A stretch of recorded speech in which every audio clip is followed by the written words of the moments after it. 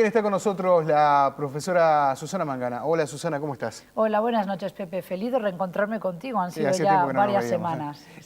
En tu doble condición hoy, de columnista del panorama Sí. internacional y de española, ni más ni menos, porque vamos a estar hablando obviamente de la abdicación del rey Juan Carlos. Primero que nada, ¿te llamó la atención? ¿Te Bueno, sorprendió? realmente debo decir que no. Me parece que venimos viendo a un rey Juan Carlos I muy desgastado, no tanto quizás solo en lo físico, sino también emocionalmente. Yo creo que los vaivenes que ha sufrido la familia real a través de los recientes capítulos de corrupción y las distintas acusaciones también hacia la figura de la infanta Cristina, esposa de Iñaki Urdangarín, que como todos sabemos ha sido imputado por el caso NOS, ¿verdad?, desde diciembre del 2011. Esto ha venido también mermando la credibilidad de la realeza en España y yo creo que el ejemplo que dio la reina Beatriz de Holanda abdicando en favor de su hijo y de Máxima Zorrelleta, que es un poco la estrella, dijéramos hoy, uno de los emblemas de la Casa Real holandesa, me parece que era un ejemplo y que todo hacía pensar que quizás el rey estaba ya un tanto fatigado y que querría abdicar, pero sí que fue sorpresivo el momento que eligió para hacerlo, ¿no? Previo al Mundial también, y en una fecha en la que, bueno, no había nada, digamos, en España una celebración mayor que hiciera pensar, o quizás un cataclismo después de unas elecciones presidenciales. Tuvimos las elecciones europeas, sí, donde hubo cierto seísmo, podemos decir, a favor de los partidos más desconocidos o más, algunos dicen radicales, de ultraderecha, a nivel de Europa me refiero, pero sí que llamó un poco la atención el momento elegido para anunciar la abdicación, pero no tanto el hecho en sí. Y el hecho también, que no me había detenido a pensar en eso que estabas diciendo vos, que el nuevo rey estaría asumiendo dentro ya del Mundial de Brasil 2014. Sí, o sea, la fiebre... ¿Qué se intenta? ¿Que pase desapercibido todo eso? Claro, la fiebre del Mundial, como que quizás por vivirla aquí en Uruguay, me está un poco haciendo pensar en coordenadas que antes no hubiera utilizado, por ejemplo, el fútbol. Bueno, pero España que tiene que defender su título. Exactamente, que defiende su título, y un país que es eminentemente futbolero, es el deporte por excelencia también en mi país. Yo creo que llama la atención que sea además la coronación de Felipe VI, porque ese es su cargo oficial, Felipe VI, y doña Leticia, que pasa a ser reina de España, es en una fecha que va a transcurrir durante pleno mundial, poquitos días después de iniciado ese mundial. Una reina de clase media. Bueno, una reina muy de clase media, una persona, como todos sabemos, bueno, informativista, una persona periodista de profesión, pero además divorciada. Digo el además porque en España eso pesaba en su momento en el debate que se dio acerca de la monarquía y de si era una persona y una figura conveniente para la imagen institucional de España, porque hay que entender que la monarquía va de la mano de la imagen internacional de España. Eso quizás en países como el Uruguay no se percibe, pero yo creo que si algo podemos agradecer a la monarquía española y sobre todo al rey, han sido elevar esa imagen de una España estable, una España próspera, pero sobre todo de un reino moderno, de un reino democrático que tenía en cuenta a los súbditos, pero sobre todo de un rey muy cercano a su pueblo, un rey que muchas veces pasaba por alto el protocolo, a veces por razones personales que después se le volvieron en contra, como los numerosos affairs y su vida un tanto, un poco convulsionada, sobre todo en los últimos tiempos, lo que fueron las declaraciones públicas de esta princesa salida de la nada, también doña Corina, una princesa alemana que aparentemente tuvo una relación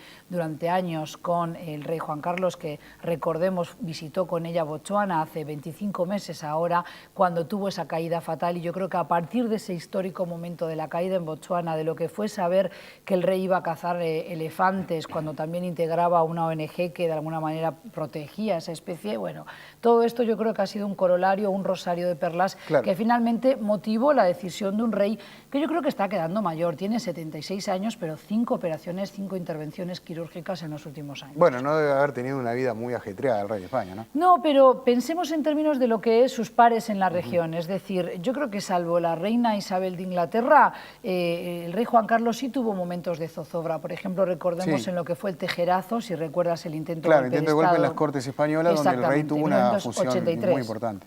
Exactamente, tuvo un papel, no sé si fue tan importante como luego sí se magnificó en la prensa, pero él ahí ejerció su papel de líder de las Fuerzas Armadas, de jefe de Estado Mayor, y él llamó al orden a los militares y los generales finalmente lo secundaron, y es por eso que ese golpe de Estado quedó abortado. Y lo tuvo también, hay que decir la verdad, lo tuvo también con su presencia aquí, mismo en Uruguay, en pleno momento de dictadura, donde su llegada de alguna manera arrojaba un poco de aire fresco a la situación que se vivía aquí en Uruguay.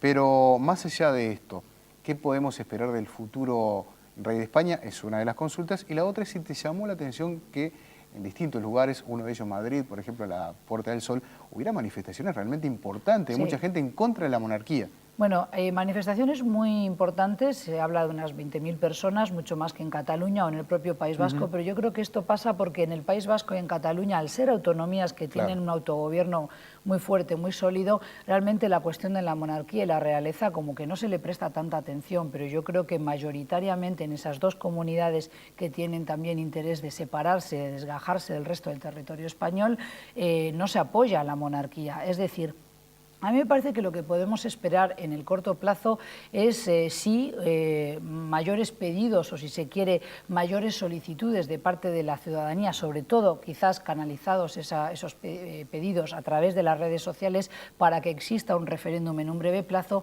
pero me parece que España está todavía saliendo de una crisis económica muy importante donde hay falta de credibilidad política, es decir, del bipartidismo, sobre todo del PP y del PSOE, los dos grandes partidos de España, pero que además, sobre todo, lo que no se quiere ahora es mayores sustos, mayores cambios. Por tanto, esto es una carta o una baza a favor del futuro rey, de Felipe VI, pero me parece que evidentemente es un hombre preparado desde muy niño para gobernar, para ser jefe de Estado y para ser rey de España. ¿Tiene ¿verdad? actualmente cuántos años? Tiene ahora 46 años. Sí, es licenciado en Derecho, pero además con un máster en Relaciones Internacionales de una universidad muy prestigiosa en Estados Unidos. Quiero recordar si era Georgetown, pero en cualquier caso ha tenido un montón de diplomas, ha también seguido instrucción militar en las diferentes escuelas militares, pero sobre todo la Escuela Naval, recuerdo, de Marín en Pontevedra, cerca de donde tenemos la empresa de celulosa ENCE, que ahora ya tiene otro nombre, ¿verdad? Pero en cualquier caso es conocida por la audiencia aquí en Uruguay. Lo que a mí me importa significar es que es un hombre preparado para gobernar, pero que sobre todo puede reencarnar ese aire fresco, esa renovación que se necesita también a nivel de España. Y sobre todo porque digo, hay que tener en cuenta no solo lo que puede hacer a la interna del país, que a mí me parece y se me antoja que es mucho más limitada o más limitado su margen de maniobra, podríamos decir, pero sí que la imagen de estabilidad de España fuera del país depende mucho de la monarquía. Yo creo que esto irá cambiando, pero por ahora Europa tiene distintas casas reales. Decíamos antes la de Holanda, la de Gran Bretaña, pero pensemos también en Suecia, por ejemplo, ¿sí? Con lo cual yo creo que hoy todavía no está madura la sociedad española a la hora de pedir, no porque no tengan razones para pedir que termine la monarquía y se vuelva a una república, que ya existió en algún momento de nuestra historia, sino porque realmente los momentos todavía de desasosiego económico, de falta de estabilidad y de creación de empleos estables, creo que esto es lo que asusta todavía hoy al ciudadano medio español. Porque compara esa situación, por ejemplo, con una persona que vive como un rey, literalmente. Vive como un rey, pero también es verdad, y esto no quiero parecer la abogada del diablo defendiendo a la realeza española, pero a mí me parece que de todas las casas reales seguramente sea una de las que más ha ido ajustando sus presupuestos, teniendo en cuenta también lo que pasaba en el país, ¿verdad? De hecho, las hermanas ahora, las infantas, tanto Elena como Cristina, hermanas del rey, futuro rey, porque será entronizado el 16 de junio,